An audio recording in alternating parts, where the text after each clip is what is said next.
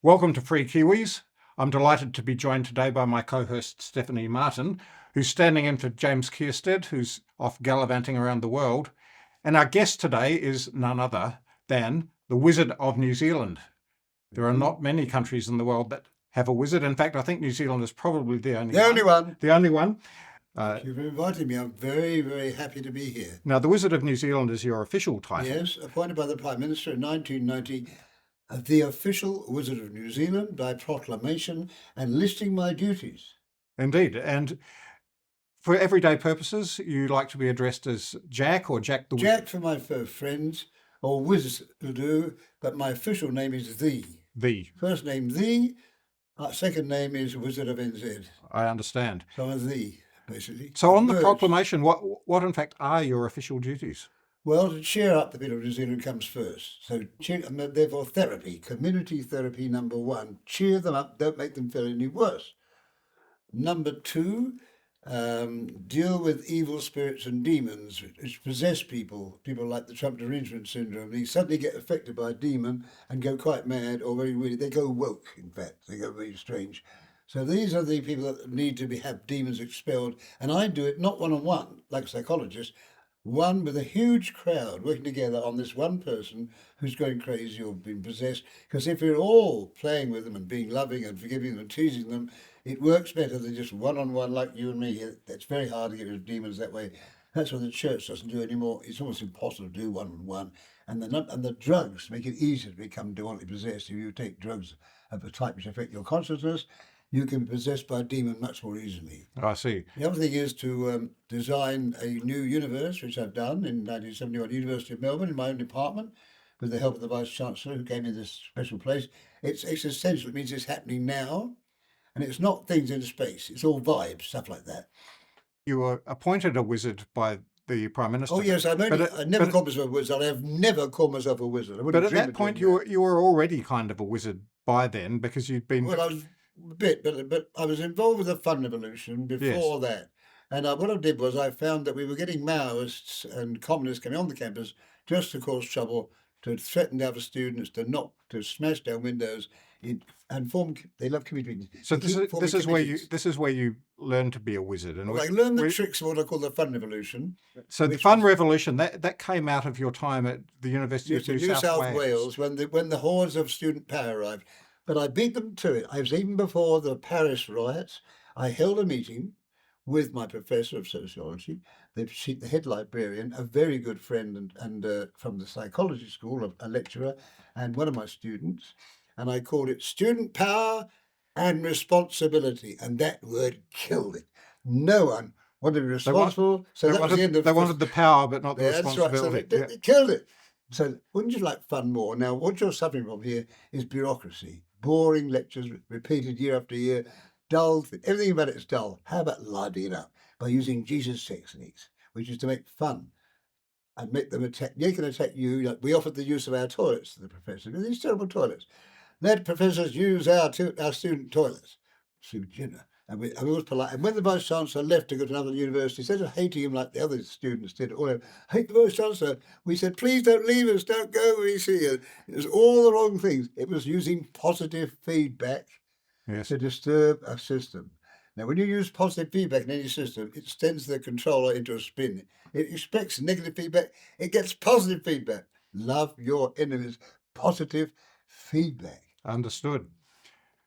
So eventually, though, things turned sour at the University of New South Wales for you. They didn't? No. I thought you'd been kind of cancelled. No. What happened was I said I got this offer from the World University Service that they paid me to go to Hamburg for a big meeting of all the students all over Europe, and I was there to represent our group in Australia with another guy from another university, and we were there to put a proposal up that I be appointed official wizard of the World University Service, which is a voluntary association with no paid membership and no publications, so the communists wouldn't want to take it over. There's no money and no newspaper to publish, so why bother? So we were a Christian type organisation. The aim of the World University was to help other universities who needed help in money and cash in any country, communist, capitalist, fascist, didn't matter.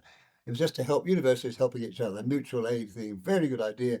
And that was why that they went to this meeting to vote, would you appoint this man, the official Wizard of Whoosh, and help him to organise a tour of the universities of Australia?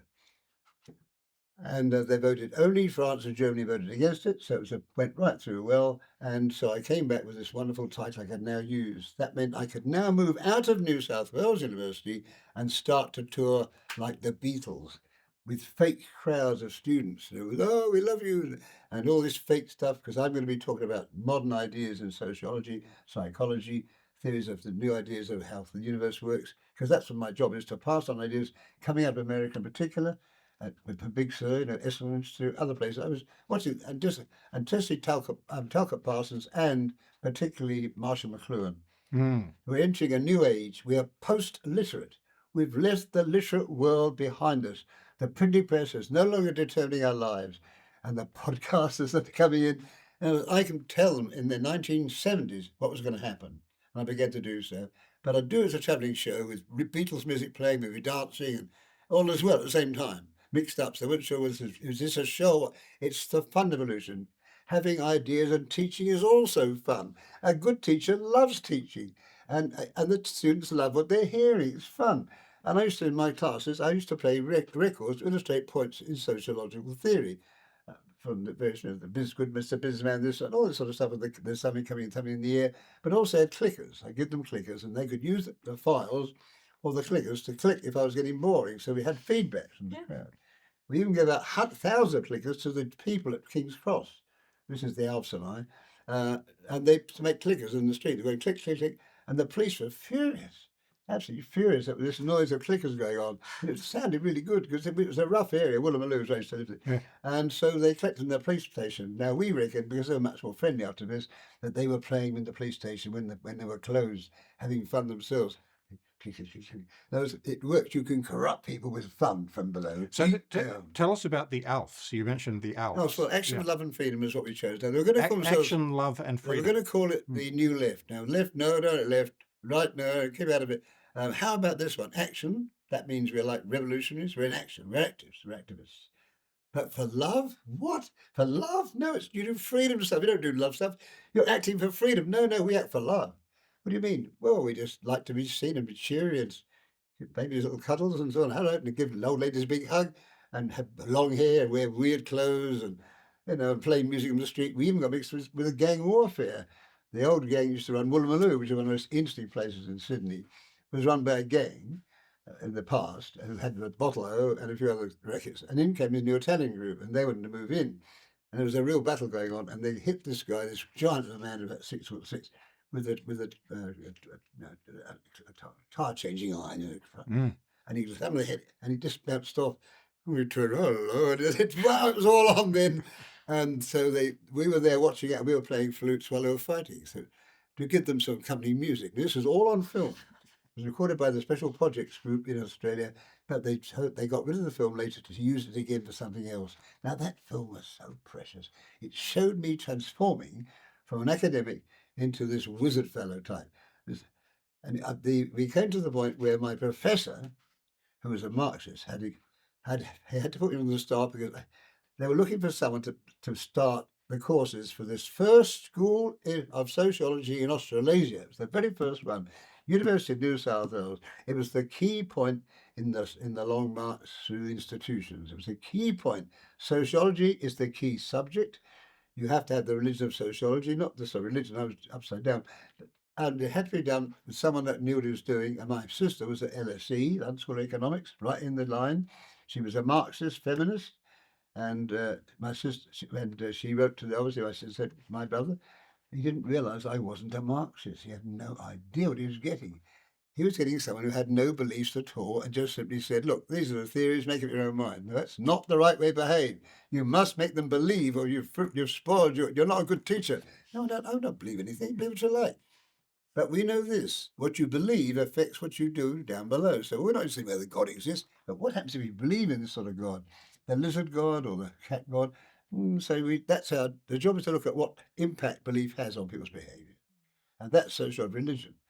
But now we've got religion of sociology. Sociology is now the religion. And everything else can be measured by sociology. It's upside down again. So here we go.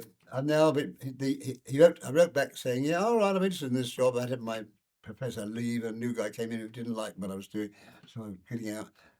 And he said, well, we can put you on staff, but we haven't got any money for a professorship. We guarantee, sorry, for a lectureship. You have to give up your lecture. I had a lectureship in Western Australia, 10 years.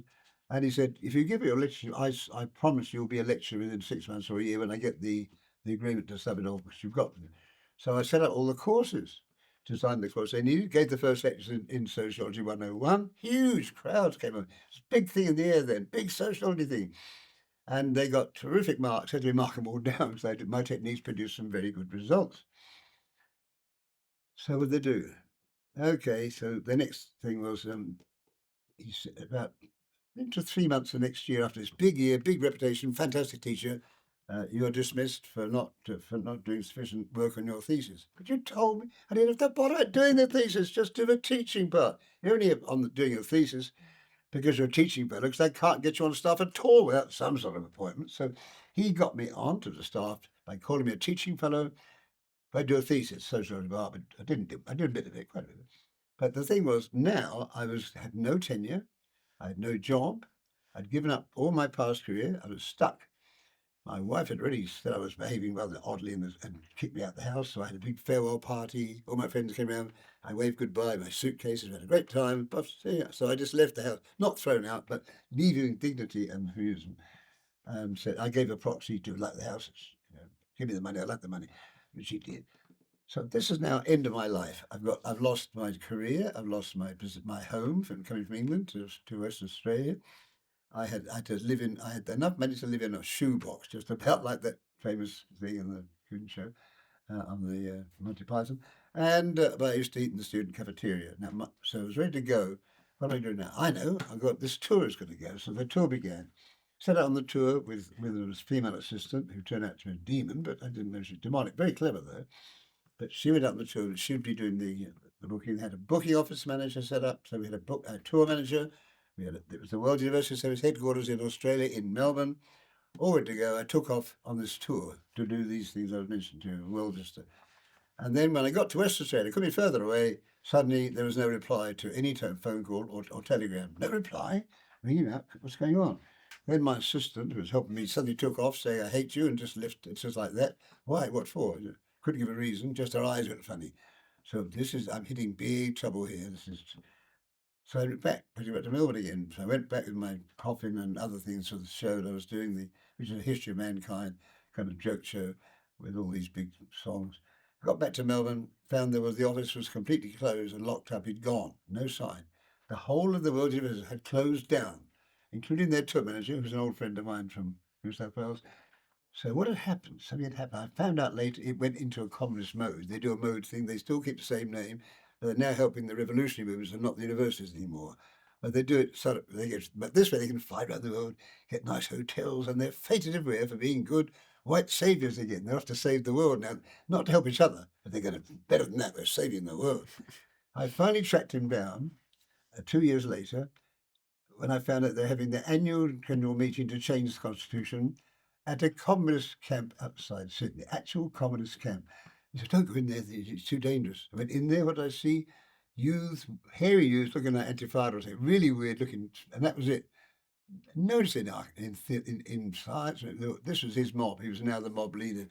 So he had betrayed me and everyone else. His name's there. It's in my book, but not in this one, but it will be.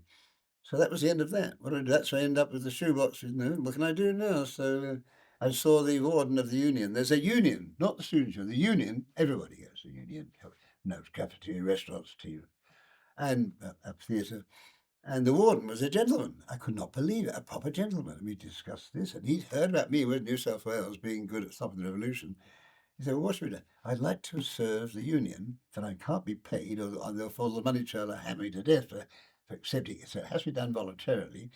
And which group? Well, I recommend you join the activities office and work with them. In other words, you can use their Castetna and their paper and their secretarial services. And that's when I began to see Alice in the crowd. That's my fiancée. She was looking at the back, thinking, what's going on here? She's very curious. That's why I call her Alice. Gets curiouser and curious. And I'm a Cheshire cat. So, we're all mad here now.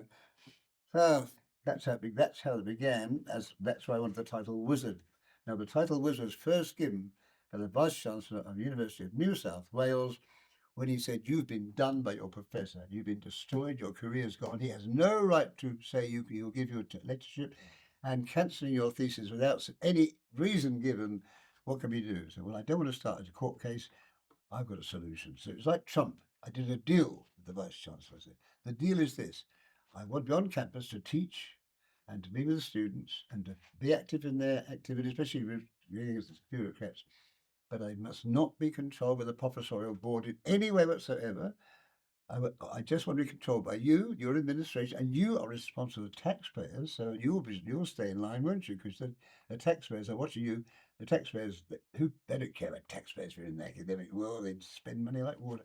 And the other lot, of course, we the students. Now I've been helping the students beat the system to get it more or less bureaucratic. So they both agreed. Yep, official wizard, University of New South Wales. I didn't say I was a wizard before that, but I became a wizard when they made the appointment. So I didn't say I'm a wizard. No, so you are now. Oh, you mean I'm a wizard now? At last, oh, I'll be a wizard. Sounds pretty good to me. Well, I've got to learn a bit, so I had to learn, of course. That's how the thing began as a name, Wizard, University of New South Wales, World University Service on tour cancelled suddenly, ending up in Melbourne, and then I had to rethink what was happening. And that's the critical moment in my life is when I said, I have made a mistake here somewhere. I have not figured out where everything goes. I must now be a cosmologist and look at the universe models as to which area I must have made a mistake in. And I found this magnificent model by Tide de Chardin. It was about magic as well, and what we call the sleepwalkers. These are the magicians who gave us our present world largely. Our present scientists are in fact magicians who've gone rich and famous rather than played with the old ideas they used to have. They were all magicians, whether you talk about Newton or Leibniz, they're all magicians, but they went a little more straight. But you wouldn't. The church didn't do much. So there was early days of Thomas Aquinas, but they were putting downhill by then. So the thing began. I saw the Vice Chancellor, who also liked what I was doing, and he was a constitutional lawyer, and I'd been making a big fuss about what Whitlam was doing when he rejected Parliament. He'd had its supply stopped by the upper house. And instead of taking it like everyone else does, he went crazy and started talking about destroying this and destroying that. You could see the light go in his eyes. He was off. So this terrified constitutional lawyers when they saw Whitlam take off like this. So I had him on side, and I said, "Where can I have a place where I can teach to town and gown cosmology and go through the new cosmologies? We had the old ones, flat Earth, all those up to the modern one, which is largely to do with relativity theory and the fact that light can't be used to measure things with it bends to. And so there are problems about measurements and about how you represent it. But it's not things in space anymore. That ended around the end of the 19th century. So here we are now. In the Vice Chancellor, he said, "Yeah, I've got a place you could use. It's a little Gothic building right in the centre of the university campus." This is Gothic. on Melbourne University campus. Yeah, a lovely little Gothic building, just beautiful. And it was the anatomy theatre, so it was a sloping down, and there was the table where they cut the quarters up. And I used that, and that's where I built my cosmology between 1971 and 1974 when I came to New Zealand because it got too difficult. I was trying to give free speech, you got more violently opposed, and no other academic would stand up beside me. The last was not for Marker, and he finally gave up. I was the last academic to go to student meetings and speak against violent occupations on the ground it would make things worse. This is student occupations of the admin buildings and things all like this the time. in the name of the revolution Yes. back then. And I do other things. What my greatest moment, I think, with this was when they were doing a big one to knock the glass doors in and occupy the building, was when I wore my fairy costume. This was a tutu, a little crown, and a wand, a fairy wand. And I was called the Sunshine Fairy to bring happiness to the students. Now imagine the impact of this. They broke my wand. They broke my wand. Oh, and my crown. This is the more of the memes went on in America now between Republicans and Democrats. They're doing similar things. They're driving these Democrats to the point where they get so furious at a joke, a little bit like a fairy, and they go, "Oh, kill the fairy, kill it." So they go over the top. Their hate is driving them. It's making them blind with hatred. And if they're blind with hatred, then just a little fairy turns up. So their revolution had no fun in it at all. None at all. Yeah. Just like Democrats in America with the sombreros top on their heads and the music plays and these people, you shouldn't do this. We're not even going to show it. It's so that we can't show it on our program. It was so made people laugh so much. We're not going to show it, even to show it on CNN or something. And of course, everyone wanted to watch it then. It just worked so well. I got the fun going, but I couldn't find anyone to stand beside me except this one last woman in the activity's office. The warden retired. In came a Maoist. The next woman was about a 35-year-old Maoist who had no sense of humour. Mm. And I wanted to publish my little book of essays called The Wizard's Nonsense Almanac. And that was stopped. I could get it. Finally, we got a big, huge vote. Now, the next vote was get the Wizards thing through. The next vote would be to cancel the student newspaper because it was all pure Marxist jump and then no one read it. It was just piled up, great big piles. So let's cancel that one. So they're going to cancel mine. And I said, close the meeting closed. And off they went to quickly close the meeting before they could do it. But they got it through. And that was when Alice stood up for me and stood up for me many times. That's because Alice moved in on me bit by bit as this is going on. She's a brave lass and she's prepared to stand beside me in battles. And because she's a good Catholic girl, head girl of her school. And she's still your fiancée all these years later. Yeah, she's become a fiancée a few years after that. I'm very slow on this one. That was about now. She's a fiancée 25 years ago. And I'm not rushed to because the idea of matrimony doesn't really go down well with wizards. It's a bad image anyway. Maybe when you're at the last, like Hitler, you just choose the last moment and make an honest woman of her. But it is important for women, marriage. But it's not important for men very much. Unless they want money or power or marrying a good woman. But she's been very useful because she's smart. But she's very stocky in time. So there we are. We've got as far now as a wizard leaving Australia and arriving in Christchurch in 1974. I walk into Christchurch, having seen the police and the council, given all my references and background, with this on. I'm a wizard and I'm here to entertain you.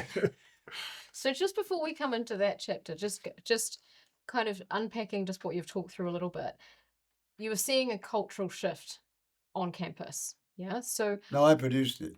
But I think it was happening overseas, and I moved first. You're talking about the kind of Marxist revolutionaries. No, it was going on in France, but I saw it coming. The sort of tsunami coming. Quick to organise, student power and responsibility, and had a charter with reforms for the students. Yeah. And huge mass meetings we spoke at.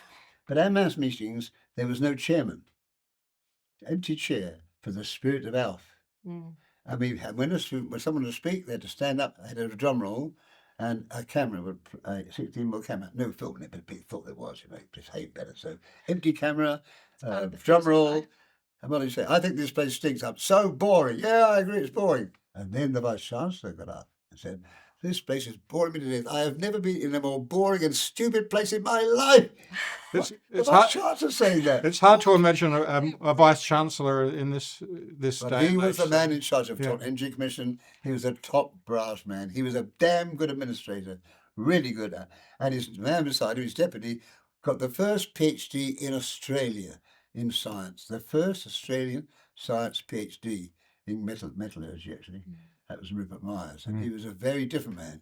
He was the guy who would make friends after the other guy. He's a bit like Trump, and one goes in and bulldozes the place, and someone else comes along. We'll take it easy now. We can be respectable now. So the two of them were really good.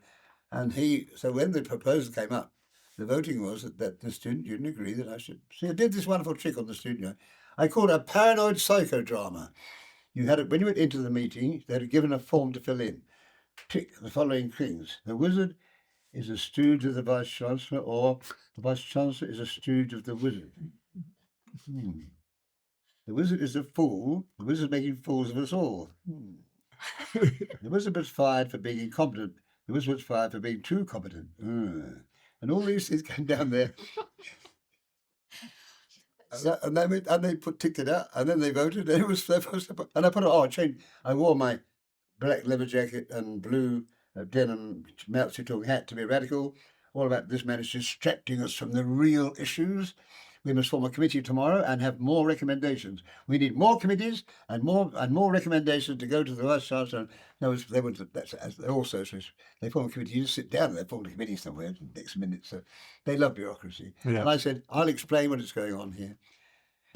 When they came, I used this. A student radical is essentially a constipated man, like Martin Luther. And if you've ever read Luther's table talk, you'll know that Luther was incredibly constipated. Had 10 hours on his toilet on the tower in pain and agony until he had his vision. And his vision was of a world where this evil man was gone. So actually, it was all through a bowel movement. So he was passing motions. Like great committees, difficulty pass at causing motions. pain, pale face, angry, choleric.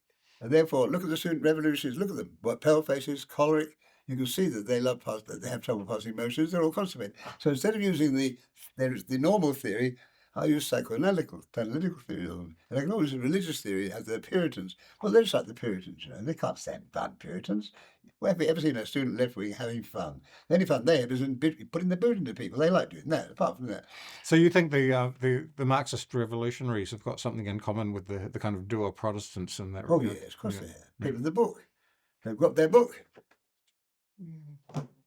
Sacred text. Yeah, sacred texts. Well, but then the Sikhs have got there, and I quite like the Sikhs. They make very good sergeant majors to me, but rather Kshatras are not Brahmins above them, that's all. But no, so the people like the book, and they are like that, are very much got in common. They are accountable for their actions, if they're good ones. The bad ones will lie, but they are basically straight people compared to the papers. I mean, they will lie and cheat and invent miracles and wine and blood liquefying and all that nonsense. So they love their miracles. They found the body of King Arthur, come and pay the money. So both sides are going to be cheating. But I don't like the Protestants because they're ugly people, and the buildings they have are ugly. You go into a cathedral, and I'm just so moved. I mean, it can be enough almost to be moved by beautiful music, beautiful stained glass windows, and lovely Latin chants. It's almost enough. What I need, what do I need than that? But to go to a bare, board staff and have these people, tub thumping, Bible thumping people, singing these dreadful, dreary German chorales. Ugh. So it's a choice that's partly aesthetic, but partly logical. You'll see why they did it, because they were denied the Bible. So when the printing presses came in and Bibles became cheap as dirt, hey, I can read the book. I'm told, oh, I didn't know about that. My goodness me, all these things you find out. It doesn't always suit Protestants. It will suit anyone, including skeptics. The whole thing's a lot of fakery going on here. So the literacy introduced a new element, and that's when the middle class appeared. The whole of Europe became public servants, more or less, or the craftsmen lost their monopolies of craft, and all the other groups became one now. This giant blob called, this was the blob begins really, and the working classes were basically the lowest were the peasants, who were self-supporting, minded their own business, and swapped goods with each other. But then came trading. Under trading, everything changes. If you can trade with someone, like a table here, and I can say, this is worth so much, that's worth so much, we have got something more important than religion. Religion will not allow you to trade with someone else because they're in a different religion. But this is more real than God, so gold is more real than God. And that's how trading replaced religious societies largely. But you had to make out, and that's in that wonderful book by New Zealand, we're living in New Zealand, Erewhon. Oh, yes. Yeah, with the musical banks. There's the banks which are musical and lovely, and they've got special notes and lovely, and the other banks, ugly horror, but that's the one they believe in. So they got the musical banks. I have my own musical bank system with heavenly credit systems. So, and he also attacked the evolution, marvelous spoof of evolution, very good description of what's wrong with the evolutionary theory. So that's how we ended up in Melbourne, walking to a square in Christchurch. So you came to Christchurch and you saw a city you rather liked, I believe. Yeah, I've been to look at it the year before. The architecture and the culture there, I think. It was founded by the most remarkable people I've ever heard of. They were okay. They were leaving their own country to build a religious community somewhere else, but it wasn't the usual Protestant escaping from the nasty, uptight Anglo-Catholics and Catholics. These were actually romantic Christians. Romantics. Now, that's an exceptional group of people. These are the people who write Lord of the Rings and C.S. Lewis. Tolkien and Tolkien, right? This is a whole new group. They love imagination and they love Christianity of the active type. See, Anglicans fight. Catholics will throw the towel in. They make good mafia types. You can trust Catholics to make an excellent mafia, excellent corrupt Machiavellians, but Anglicans are more like the Northerners. We want to fight. Onward, Christians. So we like to go right in there and thump the enemy. So it's a different religion because of that. Although their theology, I think, is more subtle in certain respects.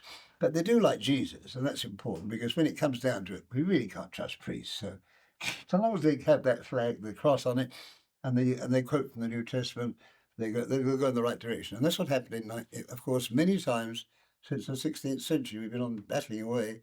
And remember November the 5th, most important date, when the Catholic youths of England attempted to blow up Parliament, including the King, the Queen, the royal family, all the upper class, and all the politicians, blow them all up. Can you imagine the impact that had happened? Can you imagine the Anglicans doing that to the papacy? They wouldn't even try, wouldn't dream of doing it. They were trying to assassinate the Queen all the time, priests are trying to assassinate the Queen, and yet they call us the heretics. They're with the schismatics. So you like the Church of England? Yeah, I do. W- Yeah. That was a Protestant church as well. Yeah, but partly Protestant. you've, Though you've they're called not the. really, if you still got to alter. So do you think the difference is that whereas the kind of the Germanic it's Protestant called the movement was Reformed and the Germanic Protestant movement was started by we were Martin not that. Luther. We were the Reformed So Catholic this is Church. Reformed is the word they use, not Protestant. right. Reformed. And the Book of Common Prayer, you read the introduction: compromise, compromise, compromise, compromise, compromise. We're not that one or that one. In the middle. And it was about Henry VIII getting a divorce. Oh no, that was that. He needed that, but the real ones. We get to the divorce, but you've got to let this happen. What? Pass this law about Parliament having supremacy. You must let Parliament be in charge of things, and we can then get you off the hook. How'd they do it? They claim that Henry, according to ancient documents like the Bible, was descended from Arthur, and Arthur was not a king but an emperor. And in the document they presented, Arthur conquers Iceland, Norway, France, Italy, kills the Pope. It's just ridiculous, but it's so, pro, these great guys. So the king said, "You mean I'll be an emperor? I don't have to bend the knee to the Pope." "No, you're an emperor. You're different." "Oh, I can do it then." "Yeah, but you're going to have to join Parliament. Parliament only agree to you doing this if you are the king in Parliament, not the king separate, not outside Parliament. King," and that's why David Stark is so good. The king is in Parliament. They must be together. Now they're trying to get rid of it by leading the House of Lords, but still. So then we've got a different government. This never happened before. We have a weird form of government, and then 100 years later, they managed to get a form in which we could even join with the fierce clans of the Scots, and they're so unlikely to join in. To believe you get the Scots in on the deal, well, it had Edinburgh University. He said, "Look, these Hanoverians are giving a good university. You're getting all this better than the old clan chiefs. Really? Yeah, you're doing quite. We'll form our own colony in South America." Bang! Lost all their money. Oh dear. So we'll help you out. Yes, the Scottish colonial adventure didn't work out so well. But actually, you mentioning that puts me in mind of something that happened here after you arrived, because of course you were one of the instigators, if not the instigator, of Alf's Imperial Army, which was, and a lot of young New Zealanders won't know about this now, but there was something called the pacifist warfare movement. No, I'm not a pacifist. They call it that. I refuse to be a pacifist because they're as bad as sadists. The two go together.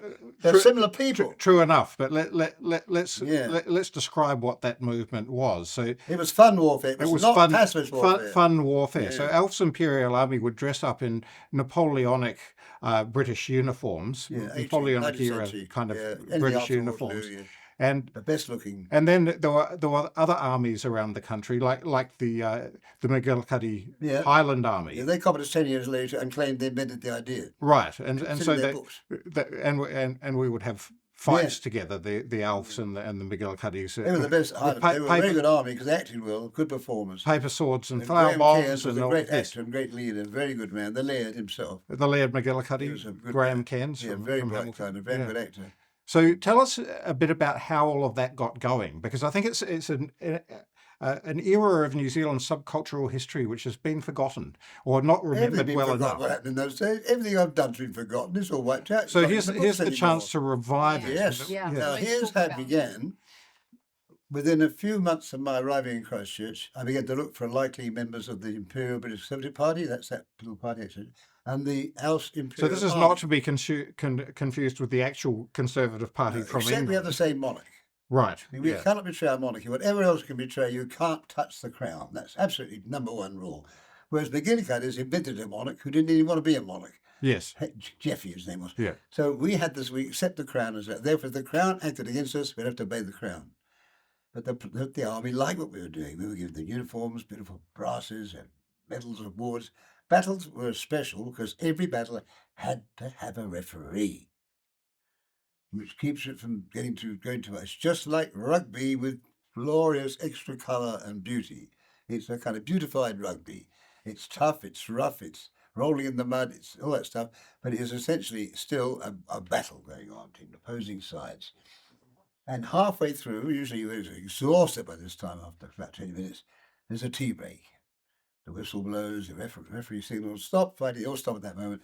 Out comes a little tea trolley with the tea lady, with a little headscarf on. It reminds me of that song, there's never any war when the clock strikes 4 and everything stops for tea. Yeah, that's settled. Right, Well, that's our way, because there's something more important than war, and that's tea breaks. I mean, what sort of world are we living without tea breaks and smokers? I mean, what sort of people? We live in Nazi Germany, and we'd be Jews in the concentration camps. They don't have tea breaks, do they?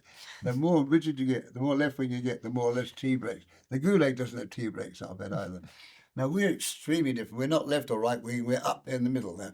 Right-wing fascists, left-wing authority, just the same, but up in the middle is another group, the aristocratic weirdos at the top, who like wearing monocles. Remember Slim and the great generals of the Second World War? His men adored him. Why? Because he was a bit of a weirdo and he'd lost his monocle.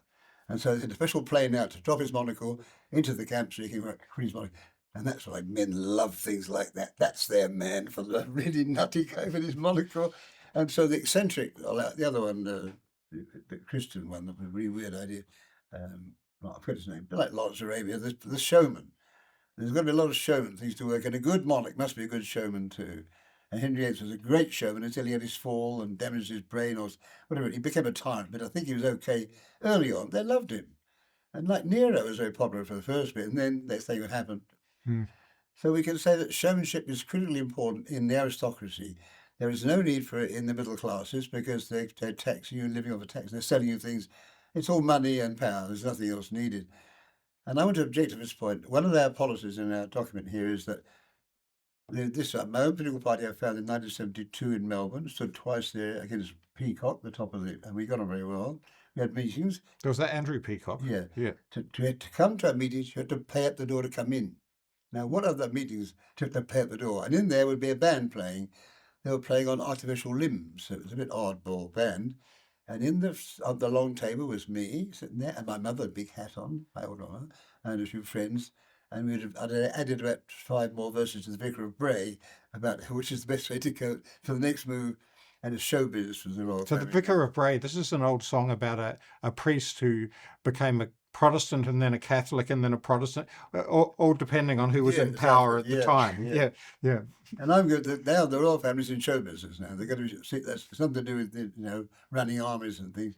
So that was a good idea to do this. And in that manifesto, which you had a copy of, we're going to stop all compulsory education by the state, all compulsory welfare by the state, all compulsory military forces own control by the state, and make them run by separate organizations based on skill and honor and their own independence. So you cannot trust the state, and then you can abolish taxation.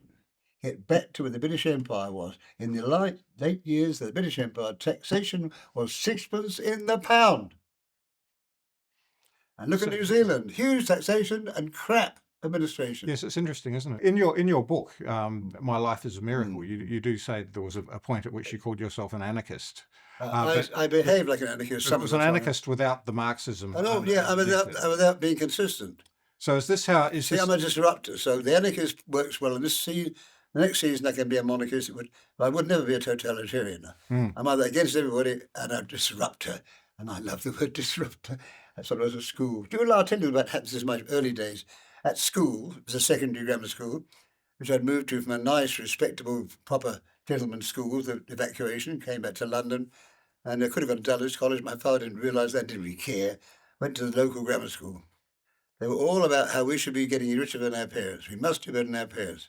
It's climbing up the greasy pole. But that's all we should do, get better than our parents. If you do this, you'll get a better job. So it's just about hating your parents and moving up, which is not interested in that. So, as my parents were teachers, it didn't make much sense. And what happened in the classroom was really bad. So I began to find subtle and clever ways of disrupting what was going on, just simple ways, out the classroom again. And I didn't mind being outside the classroom, especially being inside the classroom. Then they moved our class to sixth forms, next to where the teachers had their tea room, because they didn't trust us enough. They didn't trust their own sixth form to behave. So they moved us next to the student so they could overlook us. We had to wear little boys' cats. So we were now between like schoolboys who began to behave like junior schoolboys. And we had games in the playground of high cockalorum and sort of, various games of footballs and British bulldog, being very rough and stupid. So when the young students could look at these wonderful sixth formers in their long trousers and their elite look, they saw this bunch of weirdos. What's that? That's the sixth. It can't be the sixth form.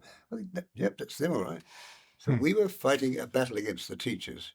And the thing that I put in my party political thing is what I cannot understand. I want to explain to me very carefully how public servants who serve the public, who used to be classes like in special status groups like the doctors and the lawyers and the teachers, they were separate status groups who managed their own affairs, paid for their own funerals and weddings, looked after their own people. The craftsmen had them too. We all had these little groups. When they formed the Public Service Association, they created a new industrial trade union. Industrial, public service, trade, they're not trade, union, on what basis? To unite against the boss. And who's the boss? The People. taxpayers. The people. The bloody taxpayers. We are their victims. They're public bullies. This cannot go on. This has to stop because this makes common sense. So when I speak, I'll be speaking like this. I'm going to turn New Zealand upside down. And in my requirements by Mike Moore for New Zealand to be a better place, to turn New Zealand upside down and put South up. It's going to be South Up T-shirts. Well, of course, you produced a famous map. South Up map. When I first arrived, New Zealand at the top, and of course, that's right. the South Island in the top and in the centre, both. Yes. Top and centre, New Zealand. So, when you arrived in Christchurch, one of the things that you started to do was to speak in Cathedral Square, and you did that for many years. Well, but the council said you're not allowed to. So why not? Right. So tell us how that story happened, because I believe that there's actually a really important episode in the history of free speech in New Zealand. So we want to hear this story. So I gave him my documents saying I'd speak in the squares in Melbourne. I've been speaking in various places around the town. I've got a reputation of no problem with violence of any sort, because I'm not there to confront people. I'm there to entertain people and to tell them about what's going on in a nice sort of way, not the angry way. And the police said, "You ever heard about you? You're a good fellow, nothing wrong with you. Carry on, play it by ear." And they said to me, and the council said, "No, you must not speak there." And so I began to speak, and they wanted to try to arrest me, but there was a kind of wonder how they're going to do this. And after 2 or 3 days, it became quite clear from 2 newspapers, Star versus there were 2 newspapers. If there's only one, you've had it. But we had 2, Star and the Press. So if one would go on, wouldn't. So what law were they contending you were breaking? There was a law, a license. There was a law passed, law 113B or something. It was one of those numbers like that. They've broken. It's a bylaw, only a bylaw. So what's the nature of the law, though? Is it something? It's to maintain public order, I imagine. You mustn't Okay. You can't be a hawker or this, that, and the Or a other. wizard. Yeah. Oh no! But in my case, the speaker. I said, "I'm just here to speak. Be a wizard, I suppose, be good a bit." So I said, "I'm going to carry on like this." So I began to use techniques which I spoke in French. So they wouldn't understand what I was saying anyway, so they couldn't complain that I was corrupting them. Then I spoke in tongues. And then I did, and the crowd went for about half an hour. It was wonderful. Best speech in New Zealand. So this was, and it built and built. Then my triumph, the best of all, I think, well, 2 things, was a large cardboard box was carried into Cathedral Square and placed up at the steps where I began to speak. And inside came what usually happens, a bugle sounds, always sound the bugle off where I spoke, so or a horn, so more traditional, and then a small firework display, only little pohars, but you can imagine me inside a cardboard box, letting off fireworks and with a horn, but it was for the effects of the thing. So then, of course, the box out from the top of the box comes a small Union Jack on the poster. I always had the Union Jack there, picture of the Queen, always there, like Tommy Robinson. And they didn't realise it was going to come to this, and I did. I prepared long before they did. No one was prepared except me for what was going to come next. They didn't see it coming. But this goes back to Marshall McLuhan, doesn't it? Yes, Because he spoke about how everyone is always looking in the rear vision mirror as they're driving along, and the trick is to see what's coming. But I had to get, first of all, you must get the title wizard from a university academic. It would not come 10 years later. All those men would have gone 10 years after when I did it. And the same time as I got that, I got the art gallery director, Sir Eric Westbrook, very senior, to actually start the process of acquisitioning me as a living work of art, Hmm. which was voted for by the World University Service. He said we can make this work. He worked with the American, and began to, but all the governors were against him, and he persisted. When I got to New Zealand, I was able to see the art directors. They all said, "Yep, we've got one good reader there," and he said, "Let's make this man a living work of art because we say so." They make the statement. What is art? What the art director says it is. It's what is exhibited in the gallery. That's what art is. No, it isn't what's exhibited in the gallery. It's this doesn't want to be in the gallery. No, I don't want to be in the gallery. I want to be out there, Out there in the street. not standing on a podium. So, am I right that part of being a living work of art is trying to maintain a life that is as disconnected from the state as possible? That you wanted no record of yourself. It would help if they can't pull a string on me. If they can't, I Yeah. don't. And the big strings are not loyalty to the crown. The big string is needing your welfare check. And being Or recorded in paid public by records some and so commercial on. firm, Yeah. or claiming some credit. Because I remember when I was younger, every time there was a census, Yeah, you would get out of it by getting in a boat, very difficult. going outside the 200-mile limit, so you didn't have to fill in the It's only census form. 12 miles. But the main 12 thing miles. is they believe that the universe, that it's all their limit. It is economic zone, yes, but not political. So if you're in the area, you're not vulnerable. They've made a big mistake. And my friend, who's a good lawyer, said, if you go outside that area, take a journalist with you. I took a broadcaster, a famous one, with me. And at midnight, on census night, we broadcast to the highlight how we'd escaped the census. And there were adverts and little cartoons in English newspapers and all over the place of a man in a hat out to sea in a boat. And winning the census, and one man against the entire world, like the telephone box war. One man says, "I don't like these blue boxes. They should be red, like they used to be." One man again starts painting them red again. Police say, "Look, you've now demonstrated the telephone. You'll be fined for vandalism." No, I just restored it to the colour it was yesterday. I've restored it. It's an act of restoration. You should be paying me. But why paint it blue? I said, I don't know why I painted it blue. Everyone likes red, but I think everyone likes. We'll have a survey. Said, yeah, we all like 80% red boxes. Oh, we'll stop painting. We won't paint any more reds. We just leave the blue ones there. No, you can't leave them there. We've got to paint them. So you done the blue. They were narrowed right down. The council gave us red paint. They were going to charge Telecom rent for the little areas that the boxes were on. The telephone box war was a war purely about having fun at the expense of huge multinational corporations. Yes. And at the end of the war, I was given a little phone box, the old one, to have in my garden, so I can look at it in the garden. Will you be pleased to know there is still a red telephone box in Wellington? That's an old one. The classic design. Yes, That's a beautiful box. Yeah. There's one in Christchurch. Isn't there one in Christchurch? Yes, one in Christchurch. The door's off it, but they haven't fixed the door yet. But it's there in Victoria Square. Yeah, that's it. Yeah. We use that as a base sometimes. But then, of course, this whole thing, this Japanese film crew came. You couldn't have taken on the Telecom, one man. Yeah, I could. Yeah. We couldn't do that in Japan. They couldn't do it anywhere, could they? Well, New Zealand's always been a bit different like that. I've always found that if one does... And word of mouth, it's a small country. That's right. And if one does something with enough kind of bravado, then one often gets away with it. But this was a kind of culture of fun. The fun revolution took off in New Zealand, I think it's fair to say. And well, the army did, certainly. Austrian army. Yeah. Well, and also there was the political side of it. Can you imagine having mayors leading an army to fight us with rolled newspapers and flower bombs and having a tea break? Mayors would do it. This was the thing, wasn't it? We had Aunt Fanny's sewing circle who threw puddings at us. We had other campaigns that had the Port Custard Fire Department, who were the Keystone Cops, and they had their own, used to fall over the wires, over the hoses and things. And there were people from the south, the Dragoons. And the south, some of them tried to, paid when the phone box was red again, they were going to be arrested. It was terrible. So gradually the pressure comes on. But we did this. It was our chance to get it away. By the time I became involved, which was the middle to late 1980s, there were a lot of these groups around the country. I remember that was the last. There was the Auckland Revolutionary Army. There were various chapters of the McGillicuddies and Elf's Imperial Army, and just about every weekend there was one of these battles somewhere. We had one battle. In the country. There were 7 armies fighting at the same time. It was amazing. And the McGillicuddies probably became the most successful on the political side. I think at their height they contested half the electorates in the country, and I don't know why they did that, actually. You pick half a dozen, and that's enough to me. Well, perhaps so, but my point is that it got to a point where it was a pretty, not a mainstream part of New Zealand culture, but a known part of it. And then it fell away. So what was it that happened? Why did it come to an end? Around the 1980s, woke began.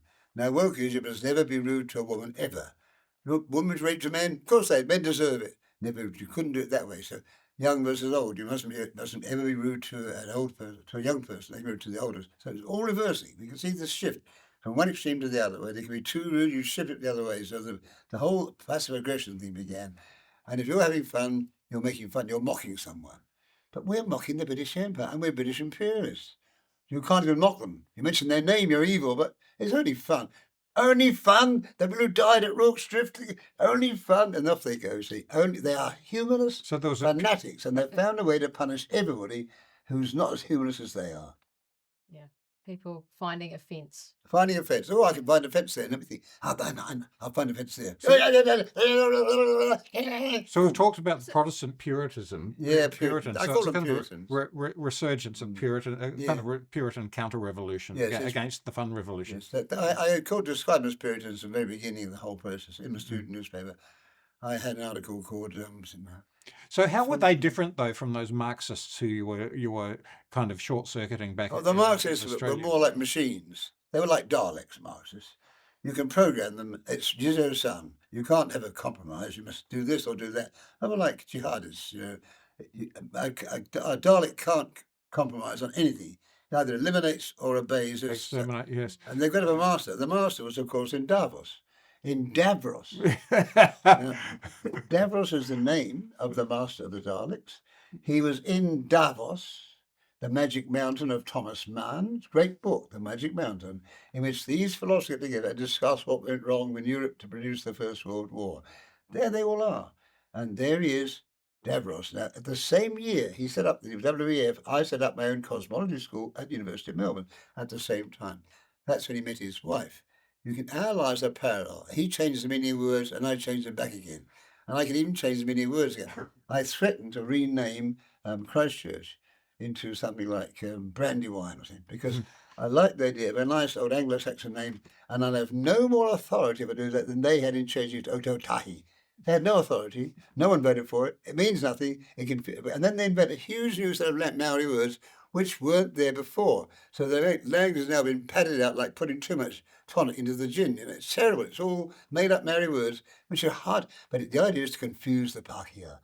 Keep them confused. Then you you understand Maori. Can you do Greek or French or Latin? How about poetry?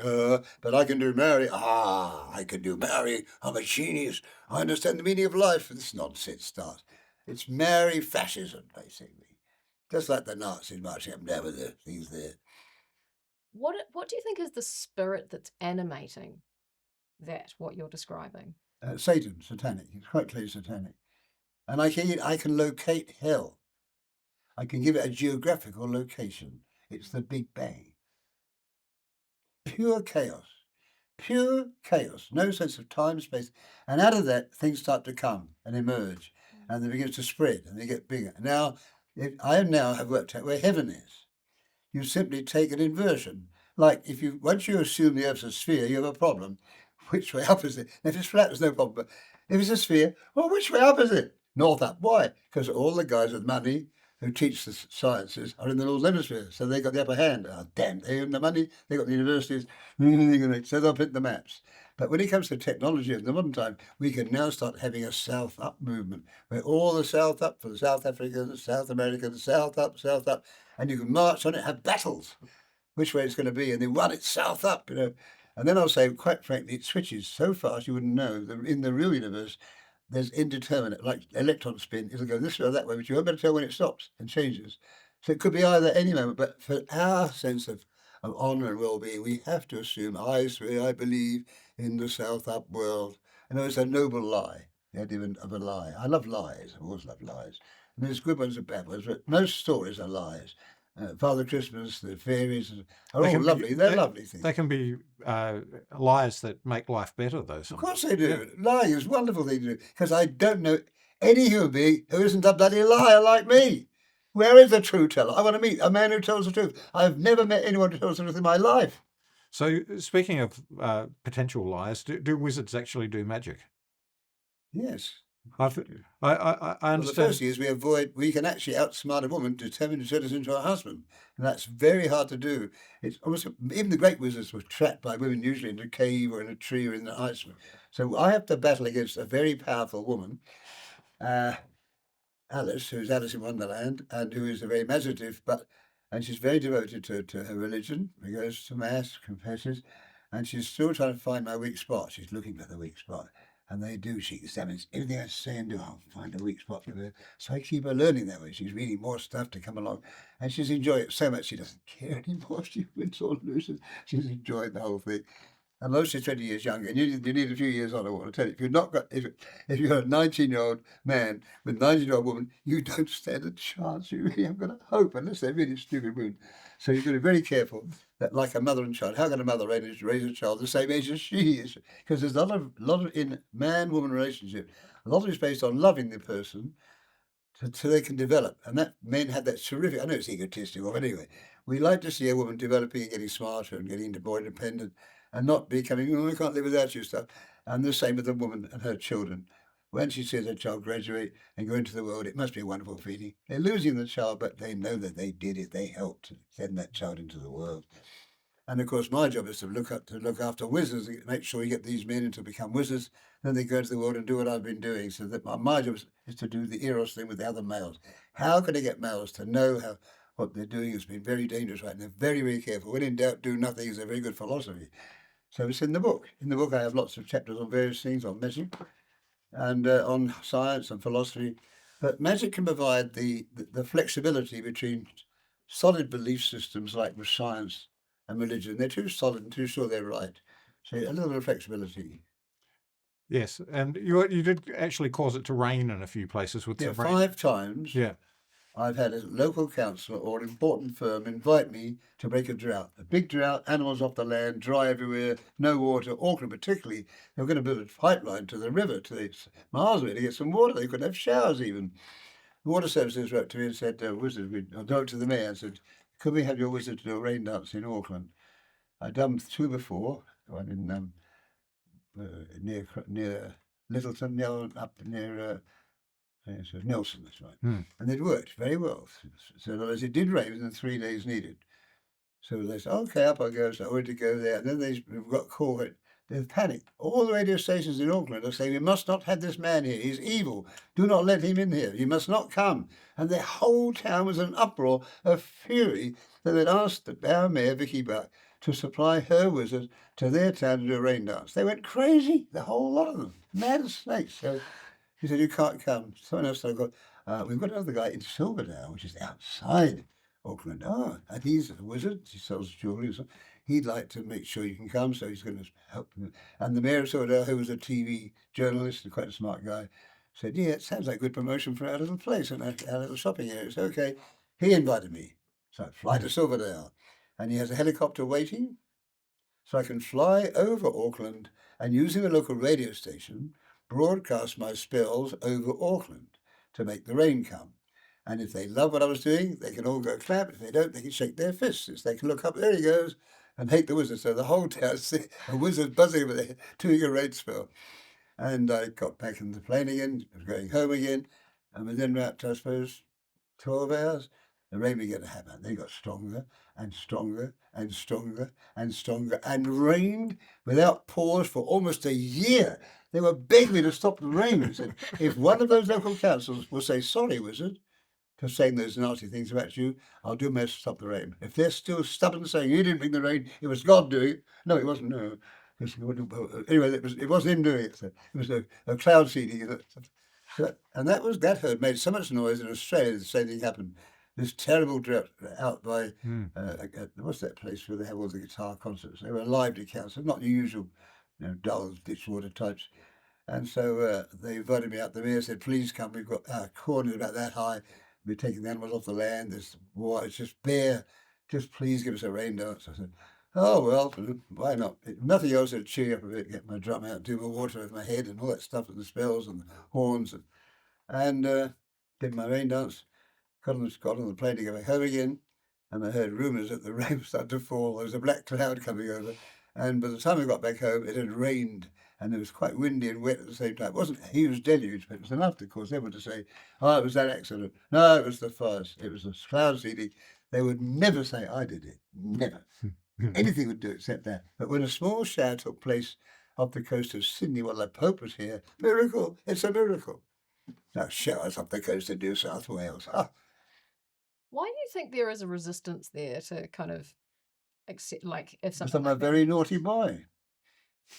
This is the world run by women. I'm convinced women run the world, not men. Men have been husbanded and trained into sort of workers and fertilizers. We don't have much importance. Now, men are the human side of life. Women are the warrior. We're the warriors, they're the warriors. Women do the stabilizing and men would destroy everything in sight for practical reasons, for practical jokes. But we are the great creators of the whole reality system. But the females stabilize it. And they took that in the agricultural revolution, they began ownership of land. When you own land, you have to put a fence around it. You have to fight wars to defend yourself. You attack other people's land, and therefore you are now the land controls you, and not vice versa. But if you're a hunter-gatherer, if you just move somewhere else, like the Boy Scouts, be prepared. So would you actually see the kind of dynamics that are playing out in the current state of things between men and women actually having much wider implications Oh for yes, it's the big thing is I have Yeah. solved the problem by creating what I call the androgyne. Now you won't meet a tougher woman than Alice, and she's been in this situation. We've been back at it since 1971 or so. right? Now Can the you books are unpack there, that for us? references Yeah. there, from the Bible. We look at the holy texts of all sorts, and she'll make her case, I'll make mine. We are creating a joint being, not a body like a weirdo hermaphrodite or some weirdo, what do you call it, a trans. No, this is a combined spiritual being. Now, what we've got now is a world in which women have their gods and we have our gods, and we're not quite the same. Females' gods were like Hamas, for example. Male gods were like Israel because, the Hamas are cheats and liars and con men and they hold children in front of them. It's not man's world to fight like that. That's women's warfare. So we want the heroic Jews going to battle, girls at 18 going to fight against people who've got bombs planted everywhere and they've got United Nations on side. The United Nations passed dozens of things saying Israel's wrong. And they never say one thing that Hamas might be wrong. So if you're a softie and a sentimental idiot, you will support Hamas and all that stuff. But if you've got a strong soul, you'll say, no way, these are scumbags. In other words, the female soul is running the world now. This is not good, the female soul. We need the male soul back again.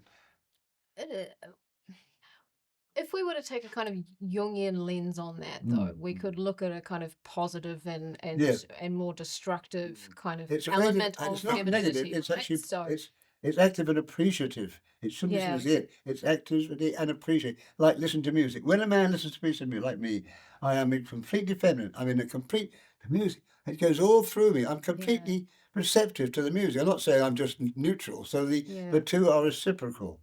Okay, so there's a sort of reciprocal, And how receptive about Lewis kind of- Carroll? Why did Lewis Carroll make up those stories?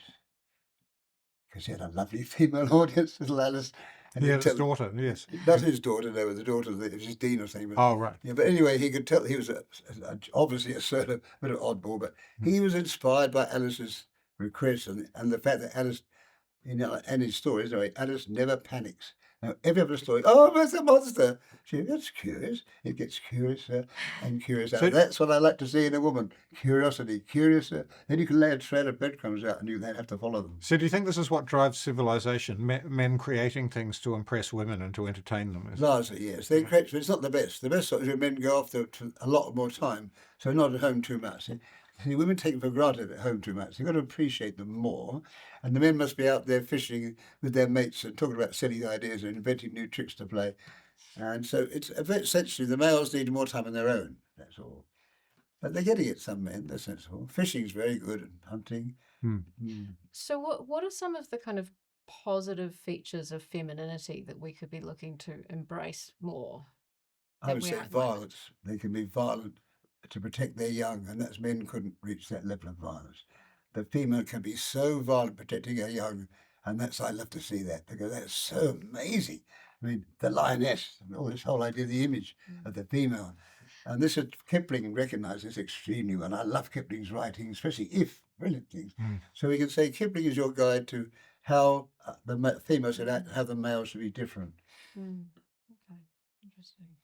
Because I can see the parallels of what you were saying before about some of the kind of elements of Hamas that are more violent that kind of bring that in, and I'm just thinking about how those two See, things Hamas have got no can be honour brought system about at all. in a positive way. Like, what can we learn from that we should be looking to keep? But you see, women getting involved in politics have to be very, very careful. They're out conned by sentimental salesmen who could sell them a motor car. Because women are vulgar salesmen at front doors. So easy to sell them new stuff and new junk for the kitchen and to sell them a new idea. And they sell them Hamas as being heroes and victimized and genocide. The genocide is against the Jews and has been always against them, never the other way. No example of it. But they're using it, but not don't question it. It feels good to be on the side of these poor, suffering Hamas people. Is it a poor kind of Palestinians. misplaced maternalism? Yeah, Do you oh think? yeah, Yeah. same thing. It's all to do with protecting people who are vulnerable. And there's Israel, a little tiny country that size of this gigantic animal. These are the bad. No, look what's coming in. Turkey. So Hungary. to bring the conversation back to your kind of historical arc, I think after the turn of the millennium, things were a bit different, and that subculture had started to fall away, and it would be hard to imagine any prime minister after Mike Moore appointing anybody as the official wizard of New That Zealand. shouldn't happen anyway. It was a fluke, absolute fluke. Absolutely, but It was just- I think we can say things did get a lot more serious. Oh, much more serious, because that's by 1990s. That's when the BBC was lying all the time. They admitted it now. They were lying on behalf of communism from 1990s onwards, consistently. You get one out of maybe 5 or 6 people out of 100 who would actually be allowed to say that communism wasn't a good thing. So that's the whole country flipped over, and it took us with them because that's what's happening. And then Trump appears to do the opposite. Suddenly you've got a man who makes jokes about his opponents, and actually is rude to the people, the reporters. The reporters are gods. You have to bow down and worship them. No, you're low IQ. He said, don't talk to you. No, I know you didn't do it, and he knows. Fake news. This is the one guy. He fights back like a hero. He's a great hero. He stands up. I've just missed him, trying to kill him, and he's up there doing the same thing every day, like Mighty Joe or King Kong. And all the working class men they've still got their balls, because middle class men have to pay the price of being living in an office all the time. It's not very good for your masculinity. But working class men who in their pickup trucks, they can spot it. Mm. And so he's changed everything by mistake in a way, because it was just a businessman making money. He said, they're going to wreck the economy. I better get in there and sort it out.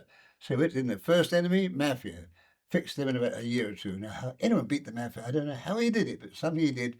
He overcame the mafia resistance to new buildings. Then he had to meet the regulators and the form figures. Now, no one has beaten them. It's taken them years to get any building done. Within a year or two, all deals. What the hell? How did he get it done? So he can do deals. So when he got into it, he then had to get rid of all the old Republican rhinos, and they were the sort of corrupt ones who were still saying they would do this, and he had to fight them independently. One after the other, knock them out the ring. It was quite the phenomenon, wasn't it? Because yes. The first thing that he had to do was to defeat the Bushes within the Republican Party, and then he had to beat the Clintons in on the Democrat side. One after the other. He did both of those things, and everyone predicted that he would fail at every turn, and yet he won in 2016. The mistake was he won when he should have lost, because he wasn't ready for what happened next. All his staff betrayed him, every single one betrayed him. But I wonder, he learned in the process, didn't he? I mean, I'll grant you that he's brought back a kind of spirit of unpredictability, a kind of mercurial animism or something like that. But Mercury is of course, that isn't an unalloyed good property in the leader of the free world, because if you can't predict what he can do, he's going to do. Nor can the enemy, though. Well, that's true, but neither can the enemy is in all the schools, all the classrooms, and all the TV studios. But neither can his friends or the friends of his country predict what he's going to do. You have to trust your leader, and trust is all he's got now. Now, Kristi Noem and Pam Bondi, they're all trusting him. You look at their faces. He's our leader into battle. We trust him because he got us this far. We had no hope of doing this. How the hell did he want us to do it? Oh, well, keep going this way. Yes. Have the memes, do the sillies. Have J.D. Vance, who I read his book when I was in Germany. I just pat it on the shelf there, the hillbilly. Sorry. And there was no other book in that shop. It was in English. Yeah. Elegy, that's right. Yeah. So there's no other book. Oh, I'll get this book. Never heard of it. Of course, it was years ago. And so I read the book, and then next time, He's now appearing, this guy, and their life is terrible. He only said alive because his grandmother had several pistols around the house, when stupid coming in the door because someone was on drugs. His old grandma was ancient, but she would protect this little boy, and she loved him so much, and she'd fight to save his life. That's your female power. Incredible woman, that woman. His grandmother. And he owes so much to her. And then he goes into the army, where you get damn good training and become straighten yourself out of it. Then he gets into business, and he says, Trump's going to ruin the economy.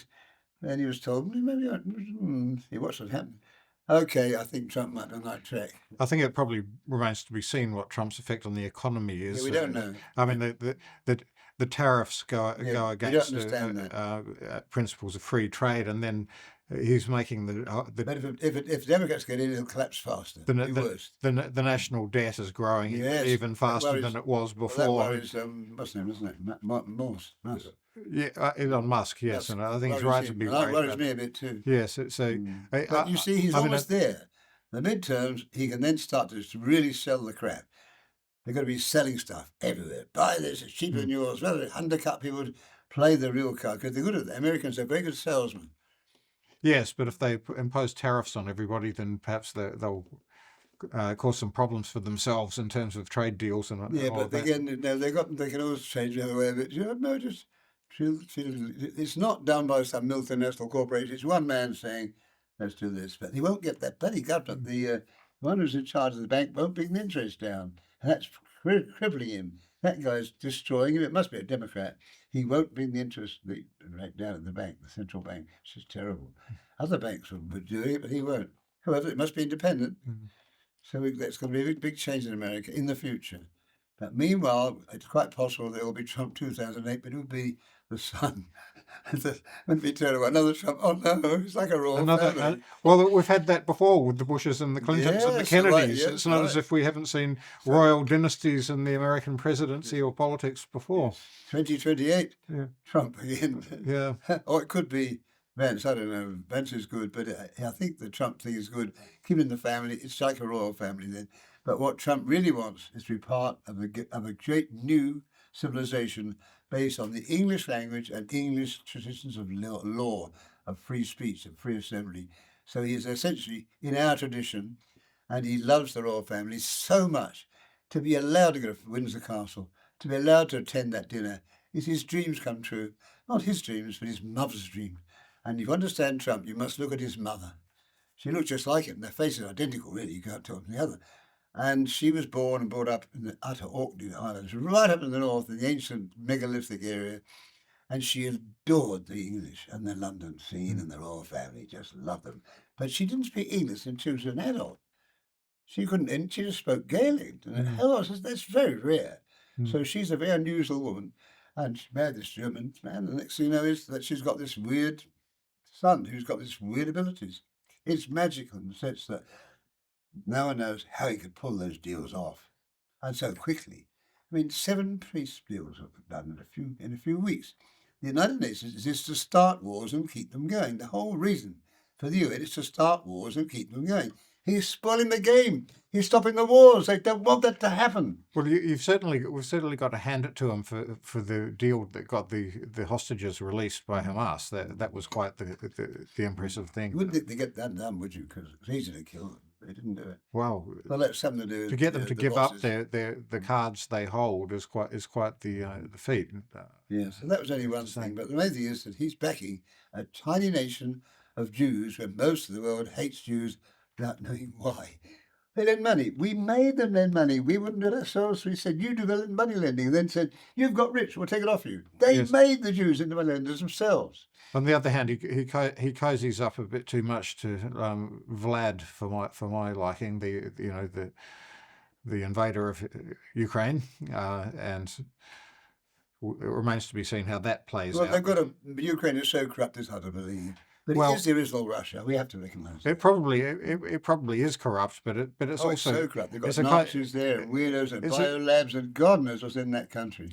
Even so, the Russian invasion can hardly be justified. Well, as he said, it wouldn't happen under his watch. Of course, it wouldn't. Well, perhaps not, but it has happened, and the question but is it failed, now. Though, didn't it? They didn't get the tanks up the road fast enough.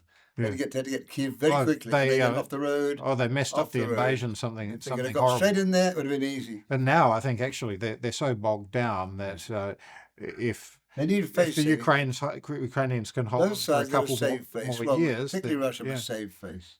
well, And I that's think right. that'll be because China is going to stab Russia in the back to get all the mineral resources.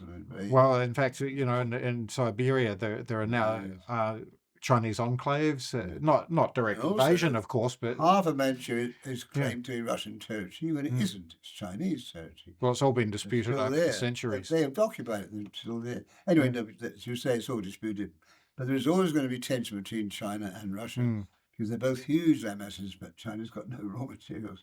So it's sad, isn't it? It's a huge area, but good agriculture. But I like the Chinese civilization because they have this wonderful idea of the will of heaven. Not a man, but heaven itself, which I like rather than an individual male thing. So the will of heaven is coming through the emperor. One of the people comes up from the people through various movements, and they should meet in the person of the emperor. The emperor is the exact point where the two come together.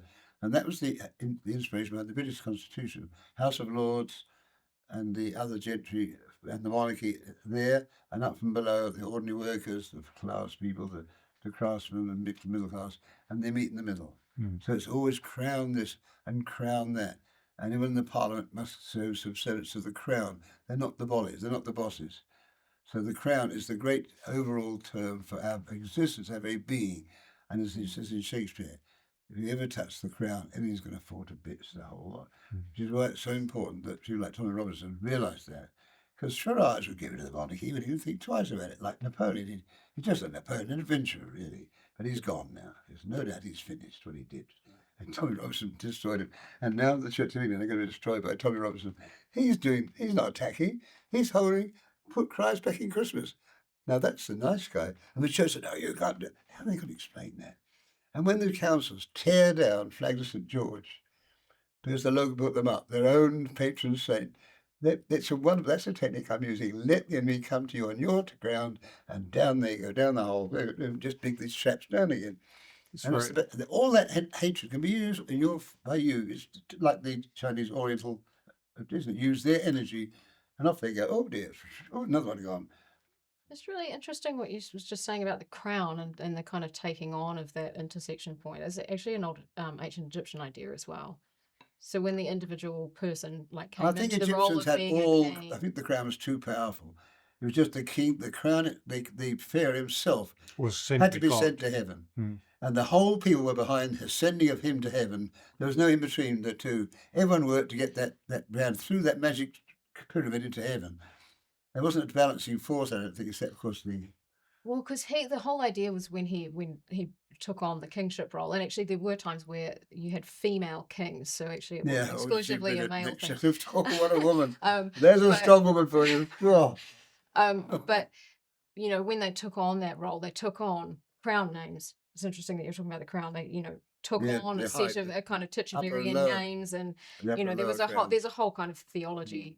But it's mainly based on the pharaoh actually being God at a certain point. It's not a balancing point. He becomes God when he sits up through the pyramid. Yeah. Whether he goes out to Syria and back, I don't know whether he came back again or what, but I do know there was no intermediary between the pharaoh and heaven, as far as I know. Yeah, well, it was the idea was he was the living embodiment of Horus. Yes. Which was the embodiment of the kingship. Yeah. Right? So he as an individual was within this framework of kingship that was sustaining over time. Jordan Peace is very keen on that idea. Well, I like Horus too. Yeah. And also he's the balance between the two. His parents are one and the other, and he's the one that comes out in the middle. Something in common with the wizard as well, I think, because Horus, of course, is the eye in the pyramid, the single eye. And then I think of the Norse wizard Wotan or Odin with the one eye. One eye, I love that bit. Yeah, because I might develop an eye patient. So you were talking earlier, before we did sat down to this podcast about the kind of hawk perspective and having something that kind of a framework that. The bird of wisdom is the crow. And that was Wotan's bird, the crow. Right. And that's in my pictures being done now by this great artist who's a wonderful, he's not an artist, he's a craftsman. I'm not an artist, I'm a craftsman. He's beautifully, does every line by hand. It's just loves the work, doing it. He's come onto the internet now, onto the websites, and there's hundreds of people coming up. Part of my birthday caused a riot in Christchurch. They were all crying out from the trams, "Happy birthday, Wizard!" I don't they know it's my birthday. Hundreds of people. And people wrote in saying, "Remember you in 1972?" So they're not just saying, Well, I do have clearly we influence. need a new official holiday in New Zealand on Yeah. the 4th of December, Wizard Day. Imagine the impact How on the good. middle class Puritans. They'll go absolutely mad, crazy, which will make it work. Well, we've made up a holiday called Yeah. Matariki. Why can't we Yes. make up one called Wizard Day? Yeah, exactly. It's a bit along the lines of you calling Christchurch Brandywine. Why not? Or something else. Who's to stop us? Yeah, that's right. They can do it without permission, so where do we do it? Yeah. It's all about monopoly of communication. Through education, every school, every university all controlled, every printed newspaper, all the major TV stations. What have we got? Little podcasts coming up there. And in the square. Da-da-da-da. That's what we do on Free Kiwis, is we try to Yes. thumb our nose at big media and And you rely upon them attacking you or you wouldn't get anywhere. If they said, "Well done, chaps," you would be in trouble, wouldn't they? We're going to stop these guys. And the more they try to stop you, the more it multiplies. the bigger we get. Just That's like right. Islam's collapsing completely in Arabia and all in North Africa because the imams are losing control. They've got cell phones, they've got TV programs, they get education. Actually, the more education a woman gets there, the less like they have more than 2 children. It's all happening, but not here. We see the rowdy ones. But if you look at Islam itself, it's all falling apart. But it seems to me that your most important lesson, to kind of come full circle, because we're probably coming to the end now, but is that a fight for freedom has to be accompanied with a spirit of fun and levity. That if you're just about the revolution, then it's an ego trip. Isn't first of all, it's going to be boring, and secondly, and probably worse, it's going to be violent and might end up. It's their ego wanting freedom. Right. Not us. It's I. My great ego will give you freedom. I'm the white savior. Yes. The poor Maoris. We white people must look after those poor ignorant Maoris and do all we can, make sure they get more money and more help. So when you start helping other people, you're showing signs that you don't love them at all. You pity them. And your ego will give you a huge reward. I helped a Maori. I helped a woman. That's a tough one. And they feel all good about that. That's ridiculous. So this is stupidity. And stupidity is a thing. It's growing and growing and growing. And those who are most stupid, as Bonhoeffer pointed out, are those with the most education. So just to kind of build on this a little bit, what do you think we need in the current, kind of thinking about all that you're seeing and aware of? I need an explosion of hatred. What do you need? An explosion of hatred against me. I need that hatred. I need that energy badly. Right. And what do you do with it? Disperse it. Just show that it was all made up. It's all stupid. A waste of time. It's like those who are working to bring back free speech. They're wasting their time. They're up against much more difficulty than they realise. They are not as well acquainted with the situation. I think they are, but they like to be seen helping free speech. Yes. I don't help free speech. It just happens around me. Well, I think we practice it, don't we? Yeah. And that's what we're doing now. And that to me has always been the way ahead. But I've learned various things from you actually through my life because of observing what you do, which is just never to ask permission and just do something. And if you do something with enough bravado, then joie de vivre. Yeah, and joie de vivre. And never to think that you can't do it. Actually, it doesn't matter. Yeah. It doesn't matter if I win, I lose, I win. The Beatles song. Yeah. It doesn't mean wrong. Doesn't mean if I'm wrong, I'm right. It's where I belong. That's right. It's feeling good. Even if you're not don't have to win. Why would you play? Would you only play rugby if you knew you're going to win? There'd be no point in it. It's a waste of bloody time. Yeah. And behind that is the spirit of not taking things very seriously and being brave enough to try. Yeah. Right. Well, you must take something seriously. A man must take heaven seriously and the crown. Yes. Women must take their man, their husband, or their father seriously, and children must take their mother seriously. That is very important. The moment you betray your mother, drugs, sex, you're finished. You're gone, and they can't get you back. It's gone too far. When a woman divorces her husband because she's got a toy boy, off she goes. He'll be leaving shortly afterwards, and the family courts are full of cases like that. One thing you do know is no father whose wife ran off with a toy boy will get his children. She'll still get them, even though she did. Men don't get their children. That's why they pay lawyers lots of money to avoid the family court. Please don't get a family court. We'll lose. Well, That's what laws come down to. Pretty bad, isn't it, when it happens? And Jesus' time, it'd be the father that's head of the household, not the mother. Her duty is to look after the economy, which is oikonomia, the household, which means the buying, the women are markets, shopping, excellent, because they know how to get the best food, the best this, that, and the other. Men would make a mess of that. So never trust a man to go shopping. They're useless.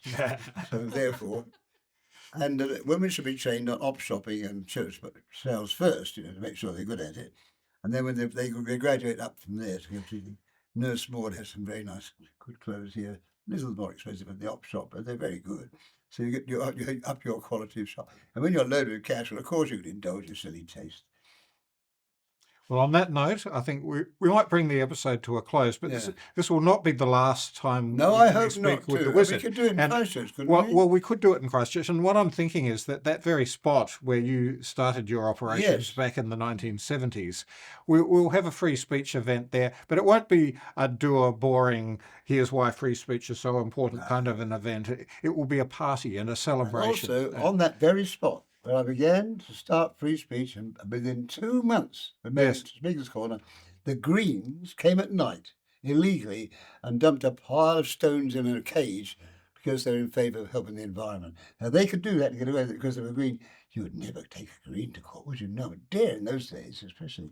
So I want to see that removed. We can actually make that part of the programme, taking that down, break up the stones, and take them off in a lorry to restore that little sacred place. Well, we'll try to get a small army of young people along so that we can invest in the next generation. The spirit of levity. I want to show young men aged 14 to 18 that I'm the most radical stirrer in the country, and they don't stand a chance of being.